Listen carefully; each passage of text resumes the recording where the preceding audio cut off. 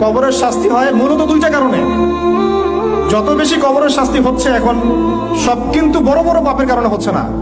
দুইটা কারণ মেজর। একটা হচ্ছে পেশাবের অপবিত্রতা থেকে পবিত্র না হওয়া, পেশাবের ছিটা ফোটা থেকে পবিত্র না হওয়া। আরেকটা হচ্ছে চগলখড়ি করা। কি করা? মানে যত নবী ছিলেন পৃথিবীতে, তারা সবাই যত দোয়া করেছেন তার মধ্যে একটা দোয়াকে শ্রেষ্ঠ বলা হয়। শিখিয়ে দেবো কোনটা? সেটা হলো লা ইলাহা ইল্লাল্লাহ ওয়াহদাহু লা শারীকা লাহ লাহুল মুলক ওয়া লাহুল হামদ ওয়া হুয়া আলা কুল্লি শাইইন কাদির।